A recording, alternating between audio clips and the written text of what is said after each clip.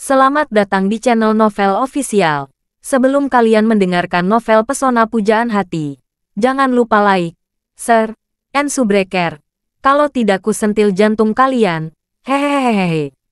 Tanpa lama-lama lagi langsung saja kita masuk di alur cerita novelnya. Bab 2161. Melihat Rosalie mengenalinya, Charlie tersenyum kecil dan berkata dengan tenang, "Ya benar. Aku bisa dianggap sebagai keluarga Wade. Atau aku dulu adalah keluarga Wade." Rosalie berpikir dan berpikir. Dulu adalah keluarga Wade. Berarti sekarang kamu tidak berada di keluarga Wade. Berbicara, Rosalie berkata dengan ekspresi yang sangat mengejutkan. Anggota keluarga Wade sejahtera sedari dulu. Saya tahu semua keturunan langsungnya. Jika Anda tidak berada dalam keluarga Wade, maka kemungkinan besar Anda. Begitu kata-kata itu sampai di bibirnya, Rosalie sangat terkejut sehingga dia tidak bisa menambahkannya. Dia menatap Charlie dan berkata dengan kagum, hanya ada satu Curtis di antara keturunan langsung yang ditinggalkan oleh keluarga Wade. Tetapi Curtis telah meninggal lebih dari 20 tahun yang lalu. Mungkinkah Anda putra Curtis? Ekspresi Charlie membeku, dan dia berkata dengan serius, "Itu benar. Aku putra Curtis, Charlie." Tuhanku, pada saat ini, Rosalie terpana. Meskipun Curtis sudah meninggal jauh sebelum dia lahir, namun namanya masih menggema. Tidak hanya itu, dia juga mengetahui beberapa peristiwa masa lalu antara ayah Sheldon dan Curtis. Dia tahu bahwa pesaing terbesar ayahnya dalam hidup ini adalah Curtis. Dia juga tahu bahwa pukulan terbesar bagi ayahnya dalam hidupnya juga datang dari Curtis. Saat itu, ketika siapapun di Eastcliff menyebut Curtis, mereka pasti memberi jempol dengan kedua tangan. Karena mereka penuh dengan kekaguman pada Curtis. Dan ketika mereka menyebut Sheldon, semua orang menunjukkan sedikit rasa belas kasihan. Banyak orang yang menyesali Sheldon lahir pada waktu yang tidak tepat, karena Curtis terlalu memesona, dan benar-benar menarik perhatian semua orang dari Sheldon. Seperti kalimat kuno yang terkenal, "Setelah You lahir mengapali yang lahir." Ungkapan ini sangat cocok menggambarkan Sheldon dan Curtis. Sheldon sangat berbakat. Mengapa ada Curtis yang lebih berbakat? Rosalie juga tahu bahwa ayahnya lama ditekan oleh Curtis. Namun yang lebih penting, bahkan istri Sheldon adalah salah satu penggemar paling setia Curtis saat itu. Pada saat itu, Sheldon mati-matian mengejar istrinya saat ini. Namun istrinya mencintai Curtis sampai mati. Menggunakan ungkapan kuno untuk menggambarkan situasi Sheldon pada saat itu dengan sangat tepat. Puisi kuno itu adalah, "Aku mengarahkan hatiku ke bulan yang cerah, tetapi bulan mencapai parit."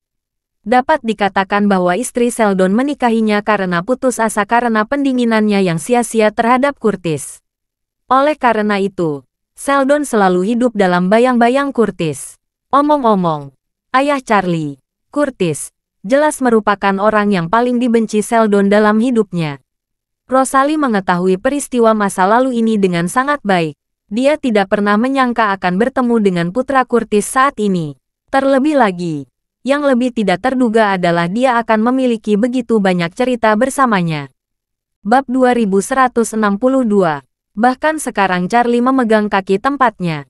Memikirkan hal ini, Rosalie merasa bahwa dunia benar-benar menciptakan manusia. Dia tidak bisa menahan diri untuk berpikir, "Saya telah lama melayani keluarga Schultz dengan sepenuh hati.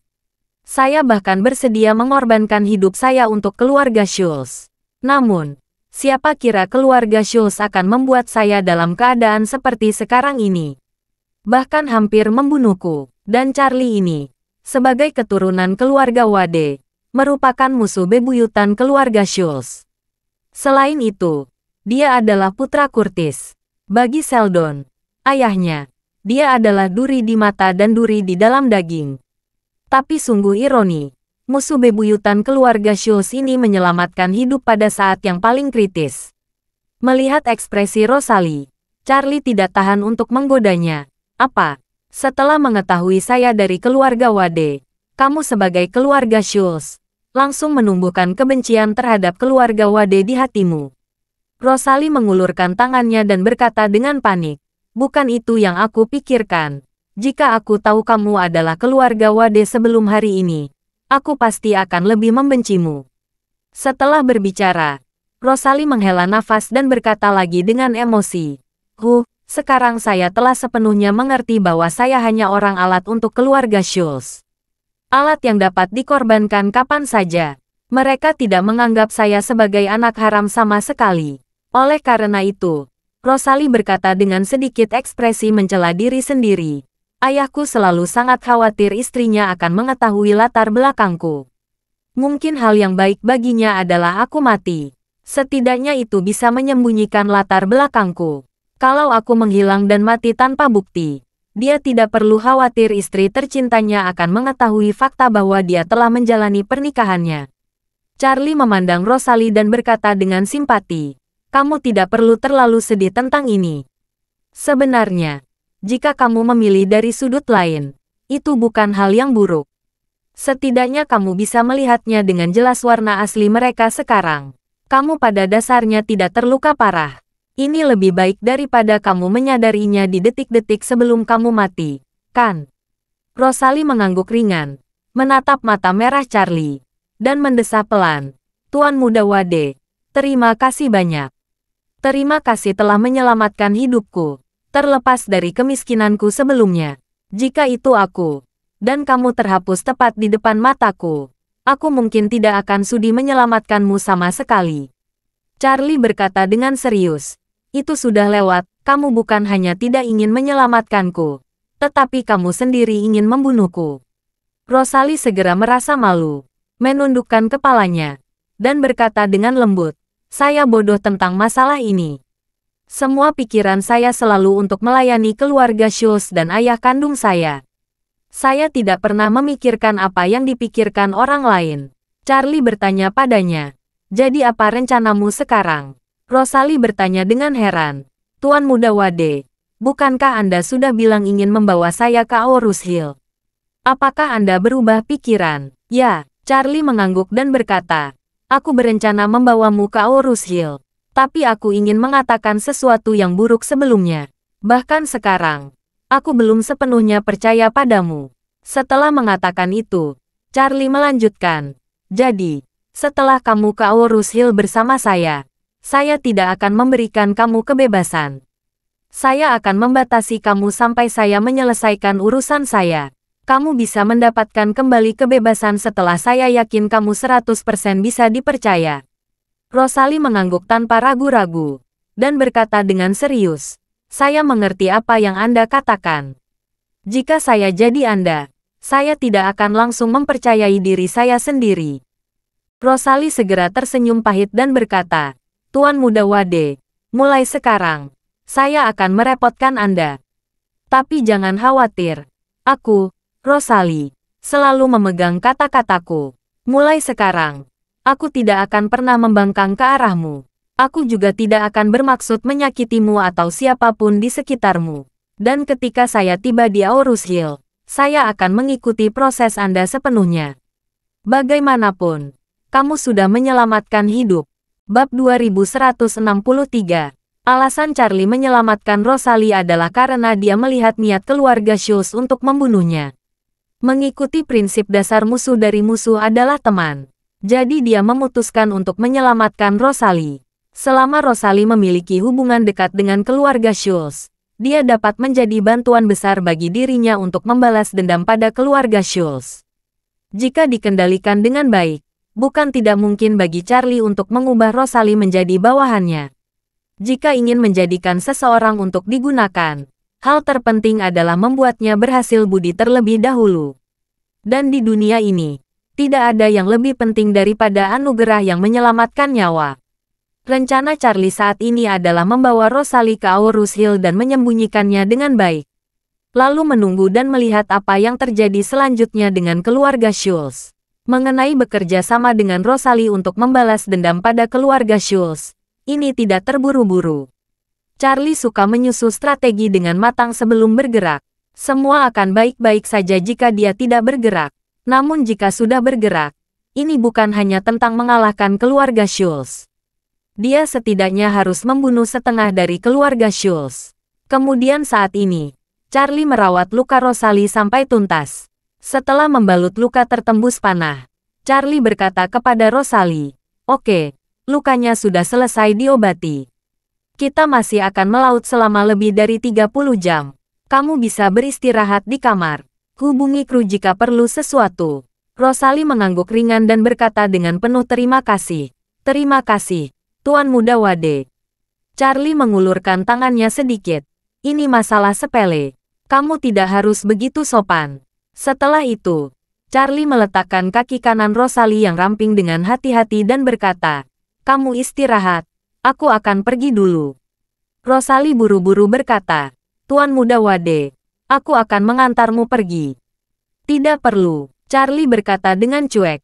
"Kamu harus istirahat." Charlie ingat dia telah menyegel meridian Rosalie. Dia berkata, "Saya menggunakan kekuatan internal untuk menyegel meridianmu.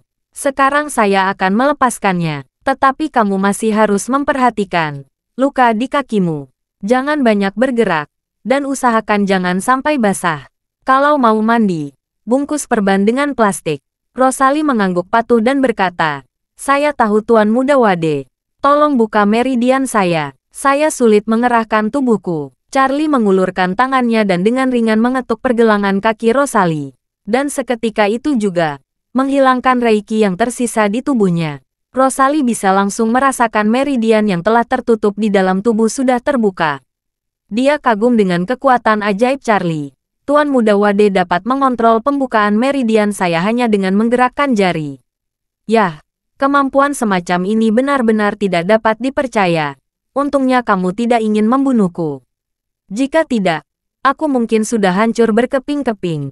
Pada saat ini, Charlie berdiri dan berkata, "Tidak apa-apa, kamu istirahat saja.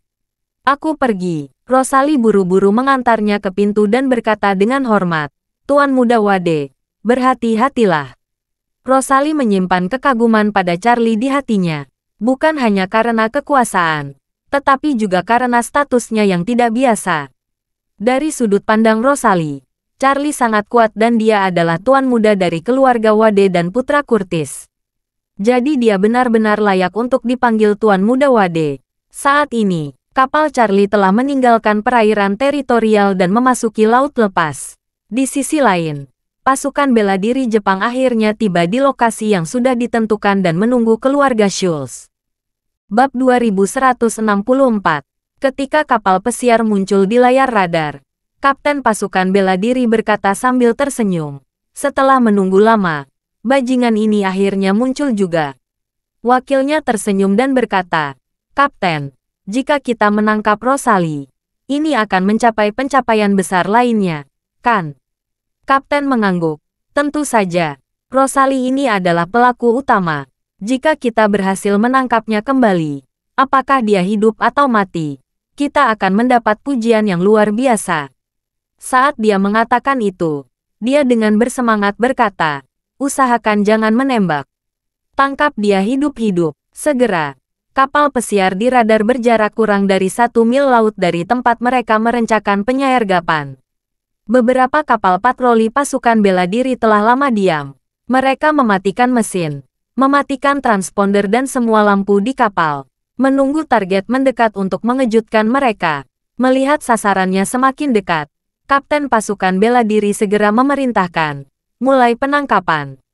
6 kapal patroli pasukan bela diri menyalakan lampu sorot secara bersamaan. 6 sinar lampu menyertakan kapal pesiar tak berawak. Kapten berkata dengan lantang melalui pengerasan suara, "Kapal di depan, dengarkan saya. Segera matikan mesin, kami akan memeriksanya." Setelah sekeliling suara ini, sesuai dengan rencana semula, kapal target harusnya mulai melambat. Namun yang tidak mereka duga, kapal target sama sekali tidak melambat dan terus melaju ke arah mereka. Jadi dia segera berteriak lagi, "Dengarkan kapal di depan. Anda sudah dikepung. Menyerahlah." Mengangkat tangan untuk menyerah adalah pilihan terbaik. Jika Anda menolak menyerah, kami akan mengambil tindakan paksa. Kapal pesiar terus bergerak maju tanpa melambat selama setengah menit. Kapten berteriak dengan marah, "Saya mengingatkan Anda, jika tidak segera mematikan mesin, kami akan menembak sesuai hukum." Kapal pesiar itu masih terus melaju. Kapten melihat kapal itu akan keluar dari pengepungan. Mereka tidak bermaksud ditangkap. Kapten bertanya-tanya, apa yang mereka lakukan? Mereka seharusnya menghentikan kapalnya setelah saya berteriak tadi. Wakil di samping bertanya, Kapten, apakah mereka mencoba kabur? Kapten berkata dengan marah, siapa yang tahu? Orang-orang ini tidak bisa diandalkan. Cepat hentikan mereka. 6 kapal patroli pasukan bela diri dengan cepat menyusul. Mereka menjepit kapal sasaran, lalu mendekat. Ketika mereka mendekat, seseorang berseru, Kapten, sepertinya tidak ada seorang pun di itu. Apa? Tidak ada orang. Pria itu mengangguk dan berkata, itu benar. Saya bisa melihat dengan jelas di teleskop. Tidak ada seorang pun di kokpit, dan tidak ada seorang pun di dek. Kapten ketakutan, dan berkata, mungkinkah keluarga Schultz mempermainkan kita dengan permainan Escape the Golden Cicada? Memikirkan hal ini, dia segera memberi perintah. Cepat berhenti dan naik ke mereka. Aku akan memeriksanya. Speedboat pasukan bela diri jauh lebih cepat daripada kapal pesiar. Mereka dengan cepat mengelilingi kapal pesiar, dan bahkan sepenuhnya menjepitnya di kiri ke kanan.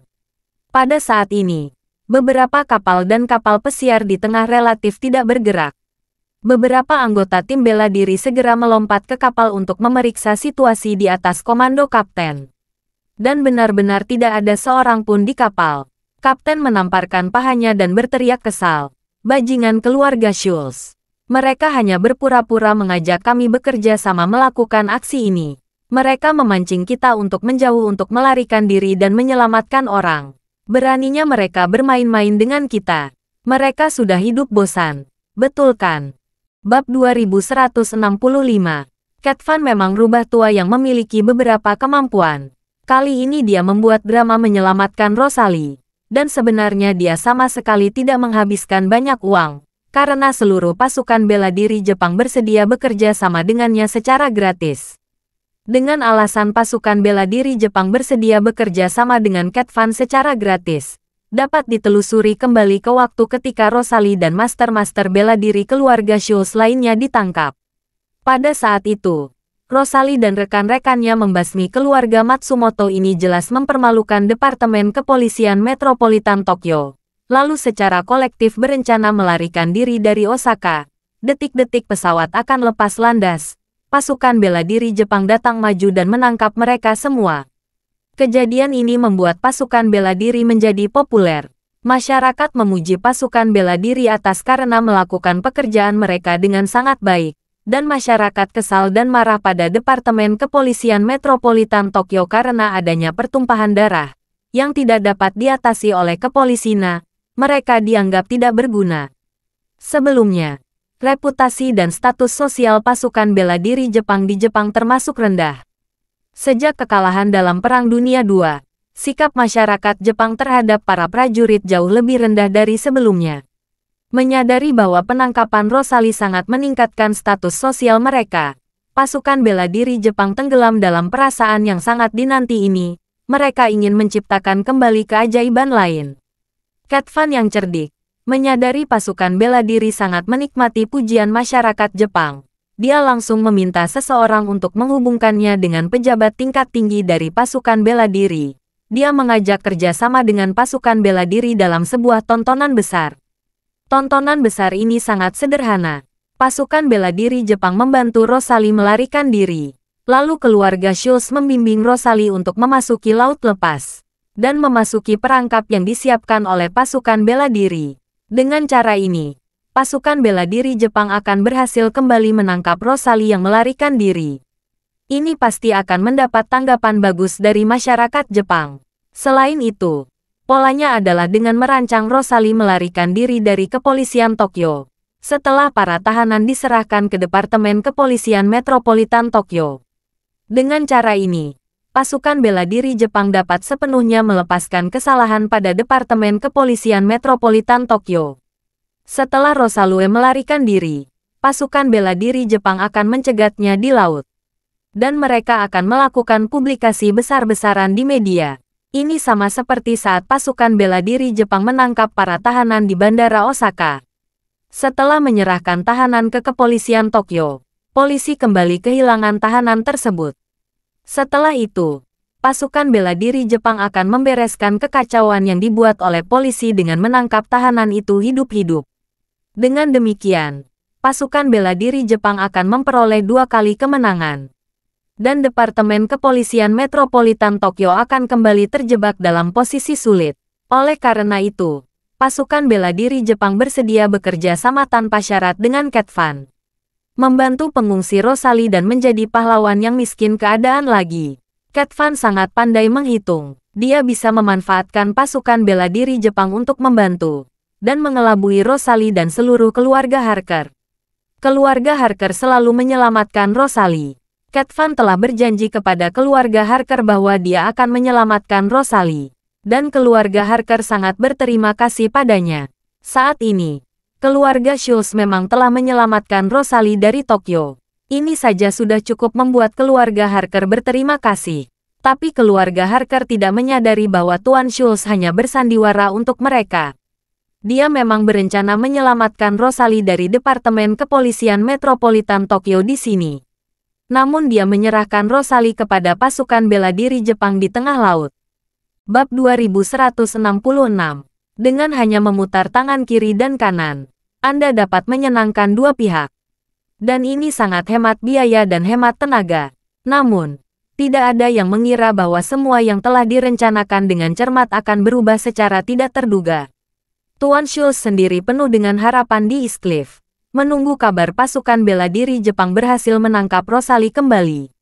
Saat dia menunggu dengan cemas, seorang eksekutif tingkat tinggi dari pasukan bela diri Jepang meneleponnya.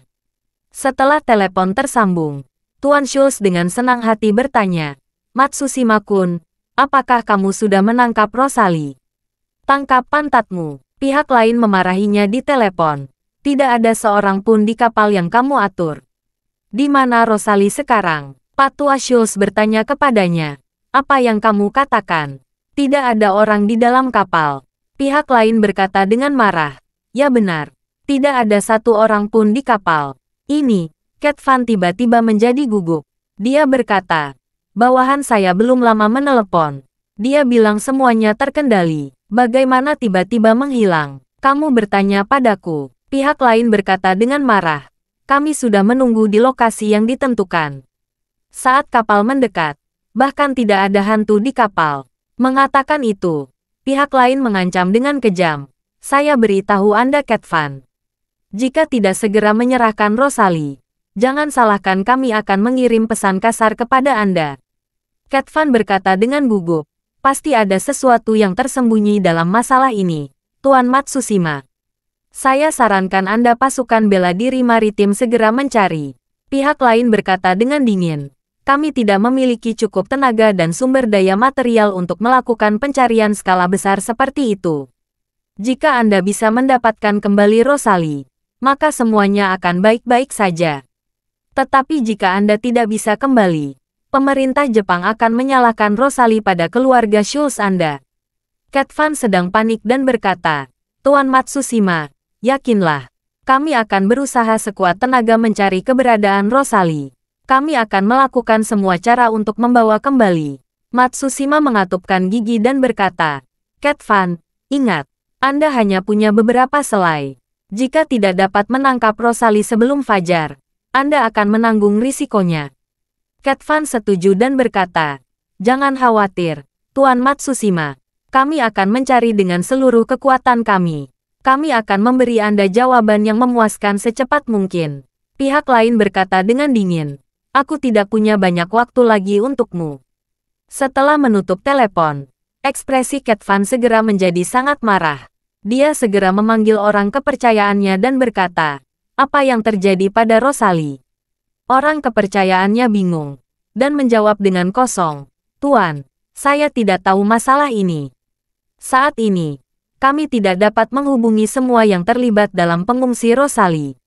Ini sangat aneh. Ini sepertinya tidak bagus."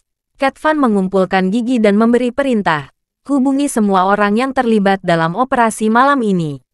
Terserah bagaimana caranya, kita harus menemukan keberadaan Rosalie secepat mungkin. Jika Rosalie benar-benar menghilang, pemerintah Jepang pasti akan mengira keluarga Schultz berada di belakang layar. Keluarga Schultz akan sepenuhnya kehilangan seluruh pasar Jepang di masa mendatang. Keluarga Schultz sangat memerlukan pekerjaan yang sama dengan perusahaan Jepang di industri pelayaran laut. Karena banyak industri lain juga telah memasuki pasar Jepang. Jika masalah ini diselesaikan dengan tidak benar dan menyinggung pemerintah Jepang, maka semua industri keluarga Schultz di Jepang akan sangat terpengaruh dan hancur. Pada saat itu, kerugian keluarga Schultz akan sangat berat. Bab 2167, Keluarga Schultz, serta seluruh pasukan bela diri maritim Jepang, mulai mencari keberadaan Rosalie di perairan sekitar Tokyo. Namun, di lautan yang begitu luas, dan tidak ada petunjuk, mereka tidak punya cara untuk memulai.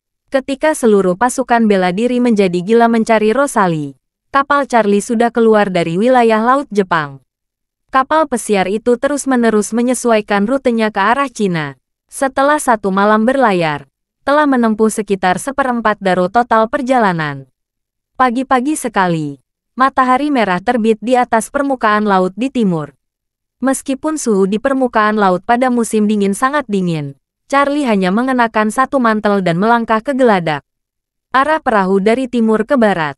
Jadi Charlie berdiri di buritan, menyaksikan matahari terbit di timur.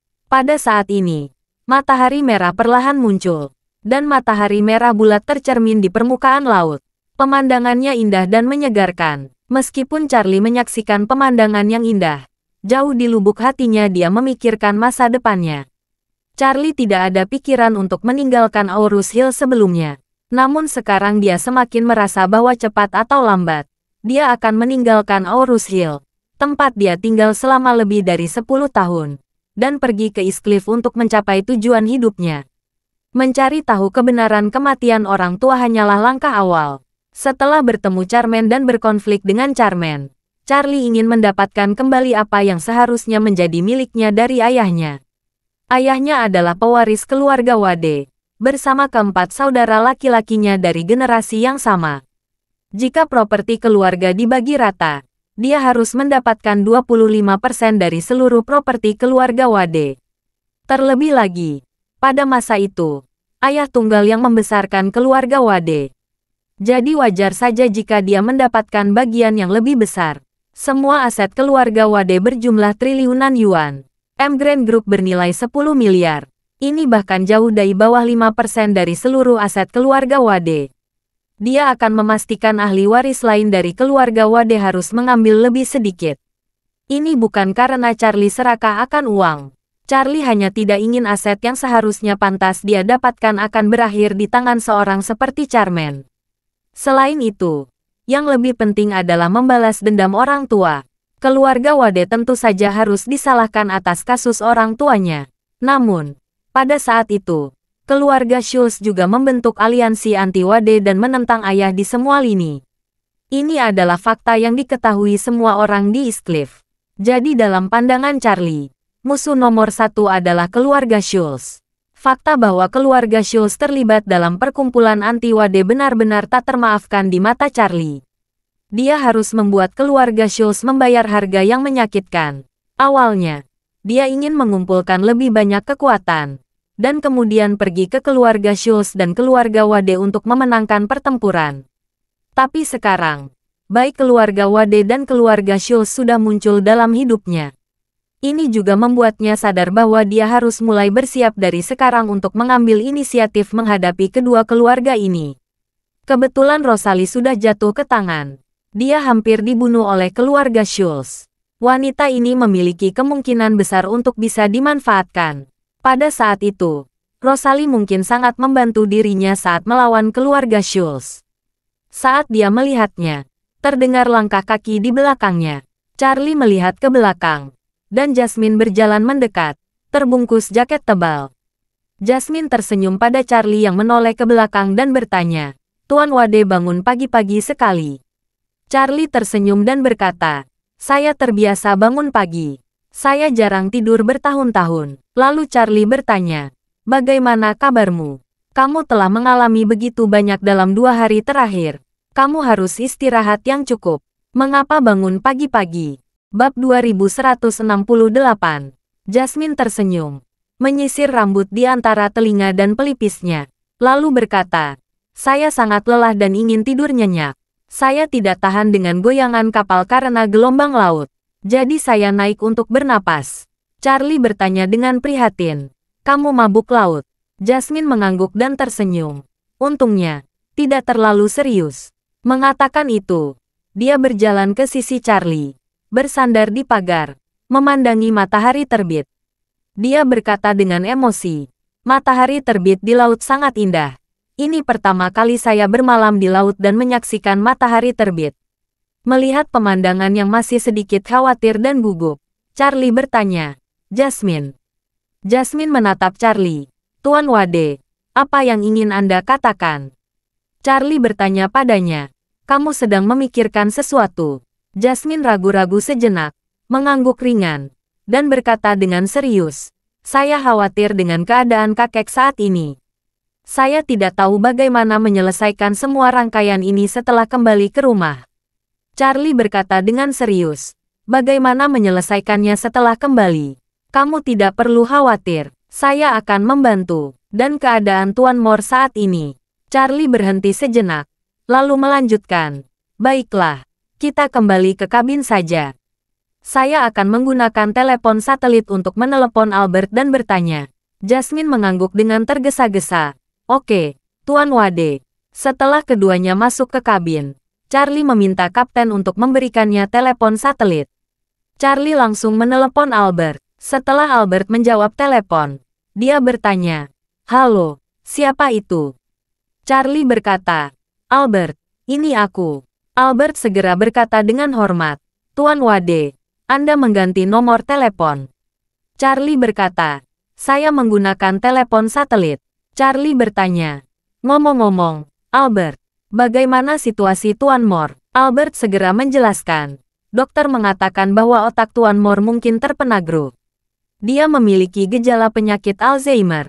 Situasinya tidak terlalu optimis, namun tidak membahayakan hidupnya. Saya telah mengikuti instruksi Anda dan telah menjaga Tuan Moore di rumah sakit.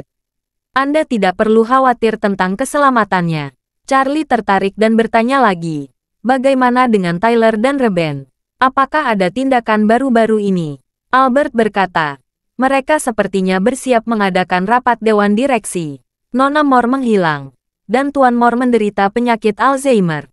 Saat ini seluruh Moore Group tidak memiliki pemimpin. Mereka berdua bersiap mengumumkan rencana darurat untuk dewan direksi. Tyler secara resmi akan ditunjuk sebagai ketua sementara Moore Group." Charlie bertanya, "Oh, apakah kamu tahu kapan dan di mana rapat dewan arah akan diadakan?"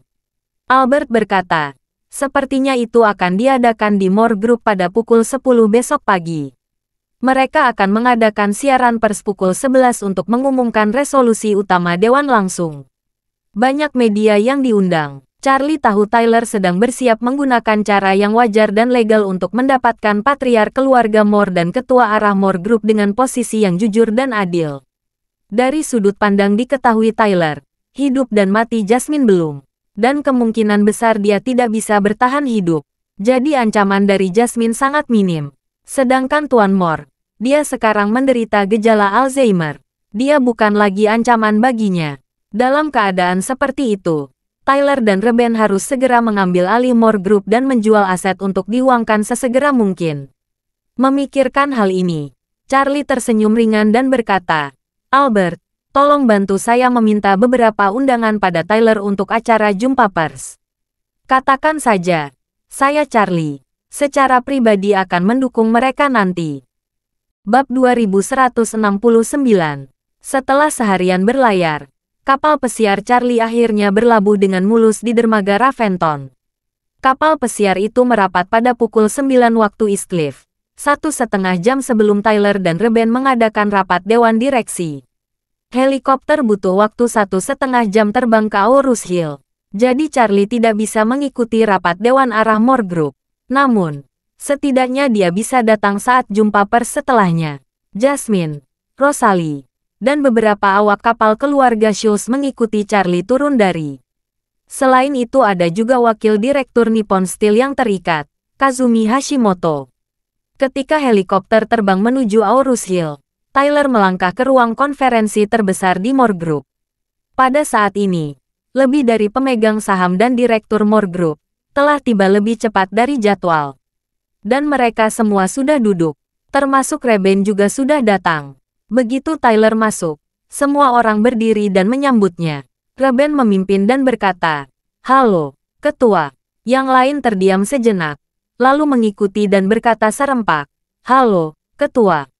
Yang lain terdiam sejenak, lalu mengikuti dan berkata serempak, "Halo, Ketua." Tyler menggerakkan kacamatanya ke pangkal hidungnya, tersenyum sedikit rendah hati, mengubah tangannya dan berkata, "Semua orang telah bekerja bersama selama bertahun-tahun. Kalian semua tahu bahwa saya adalah orang yang sangat ketat soal aturan."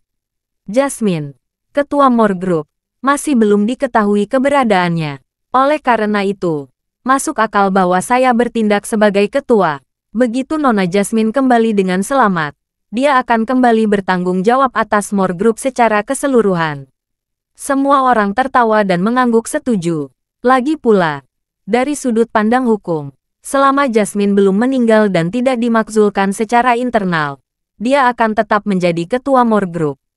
Sedangkan Tyler, dia hanya seorang ketua pelaksana. Begitu bos utama datang, dia harus segera minggir. Tyler menghela nafas saat ini. "Saya telah menekan Departemen Kepolisian Metropolitan Tokyo berkali-kali, dengan keras memprotes keamanan domestik mereka. Saya meminta mereka untuk menyelesaikan kasus ini sesegera mungkin untuk menemukan keberadaan Ketua Moore. Tetapi kelompok sampah ini tidak pernah memiliki kemajuan." Berbicara tentang ini, Tyler menghela napas dan melanjutkan, "Meskipun kita dapat menunggu selamanya, dari sudut pandang perusahaan, Moore Group saja tidak bisa memiliki ketua selama beberapa hari. Namun tidak bisa jika berlangsung beberapa bulan, atau bahkan beberapa tahun. Jadi, saya memanggil semua orang di sini hari ini untuk mengaktifkan rencana darurat Moore Group. Untuk sementara menghapus posisi ketua Jasmine, dan Dewan Ara akan memilih ketua baru untuk memimpin situasi keseluruhan Moore Group untuk waktu yang lama. Hanya dengan cara ini kita dapat meyakinkan investor dan pemegang saham. Benar kan?" Reben yang pertama mengangguk, dan berkata dengan wajah penuh persetujuan, "Sekarang keberadaan ketua Moore tidak diketahui. Ada banyak satwa liar di dunia luar. Banyak orang mengabarkan bahwa ketua Moore telah meninggal. Namun kita tidak memiliki bukti kuat bahwa ketua Moore masih hidup, sehingga kepercayaan pasar terhadap Moore Group sangat berkurang. Harga saham kita juga jatuh. Jika ini terus berlanjut, Moore Group akan menderita kerugian besar." Reben sedikit meninggikan suaranya dan berkata dengan lantang, "Jadi saya mendukung keputusan ketua pelaksana. Dewan Ara akan memilih ketua baru untuk memimpin situasi secara keseluruhan." Yang lain meledak sekaligus, dan banyak orang segera berbisik. Orang-orang ini semuanya adalah pemegang saham Moore Group. Mereka sangat peduli dengan masa depan Moore Group. Mereka selalu memuji kemampuan Jasmine dan percaya Jasmine memiliki kemampuan untuk membawa Moore Group ke level yang lebih tinggi. Dengan demikian, mereka semua bisa mendapatkan banyak uang darinya. Jadi, jika itu bukan pilihan terakhir, mereka tidak ingin mengganti Jasmine. Tetapi situasi saat ini sangat istimewa. Bukan karena Jasmine tidak tahu kompeten, tapi hidup dan matinya tidak sekarang. Bab 2170. Jika terus menunggu tanpa batas waktu, kesabaran mereka akan habis. Dan tidak kalah pentingnya, kesabaran investor dan pemegang saham juga akan segera habis. Jika demikian, Moore Group pasti akan mengalami kerugian besar. Setelah setuju, mereka semua menyetujui usulan Tyler. Mereka beranggapan solusi terbaik saat ini adalah memilih ketua formal sesegera mungkin untuk menstabilkan moral perusahaan. Jadi seseorang berkata, "Saya mendukung keputusan ketua pelaksana." "Saya juga." Melihat ini, Reben sangat gembira dan berkata, "Kalau begitu mari kita buat pernyataan sekarang." Ada 17 orang yang hadir. Jika lebih dari 8 orang setuju untuk memilih ketua baru, kami akan secara resmi meneruskan usulan jabatan ketua. Dilanjutkan dengan proses pemungutan suara. Setelah itu, dia berdiri dan berkata, "Saya yang pertama setuju untuk memilih ketua baru." Tyler juga berkata dengan wajah serius. Sebagai penggagas masalah ini, saya juga setuju. Seorang pria di bawah berdiri. Saya setuju. Hitung aku. Aku setuju. Reben mengangguk dan berkata, bagus, sudah ada 4. Saya setuju. Saya juga. Karena semakin banyak orang yang setuju, Reben menjadi semakin bersemangat. Segera, ada 9 orang yang setuju. Ada 17 orang. Penentuannya adalah 8 suara dan 9 suara. Jika hanya ada 8 suara, itu belum lebih dari setengahnya, maka tidak akan disetujui menurut peraturan. Namun jika ada 9 orang, jumlahnya sudah mencapai lebih dari separuhnya. Maka sesuai aturan, usul itu akan disetujui secara langsung. Pada akhirnya, jumlah orang yang menyatakan setuju mencapai 14 orang. Tyler berdeham dan berkata dengan serius, karena 14 orang telah menyatakan persetujuan untuk memilih ketua baru, maka saya secara resmi mengumumkan atas nama Dewan Direksi bahwa posisi Nona Jasmine sebagai Ketua Dewan Direksi akan dihentikan sementara.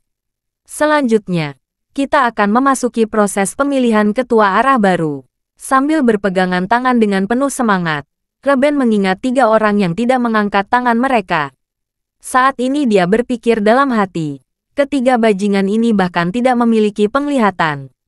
Ketika ayahku menjadi ketua dewan, mari kita lihat bagaimana aku akan menyingkirkan 3 anjing tua itu. Pada saat ini, salah satu orang yang tidak mengangkat tangan berkata, semuanya, karena kehidupan dan kematian ketua Jasmine masih belum diketahui, kita seharusnya memiliki rencana persiapan jika kita memberhentikan sementara kepemimpinannya. Reben menatap pihak lain dan bertanya dengan dingin, Xavier, apa maksudmu dengan rencana persiapan? Pria yang dikenal sebagai Xavier Murphy itu menjelaskan, jika Nona Jasmine benar-benar meninggal secara tak terduga, maka menurut keputusan semua orang saat ini, ketua baru akan memimpin pekerjaan. Berbicara tentang ini, Xavier mengubah topik pembicaraan dan berkata, namun, jika Nona Jasmine masih hidup dan kita telah memilih ketua baru, maka begitu Nona Jasmine kembali, apakah dia dapat langsung mengambil kembali posisi ketua? Dengan kata lain, akankah ketua baru yang terpilih selanjutnya mengambil inisiatif untuk turun tahta setelah Nona Jasmine kembali? Terima kasih sudah mendengarkan cerita novel Pesona Pujaan Hati. Sampai jumpa di novel selanjutnya.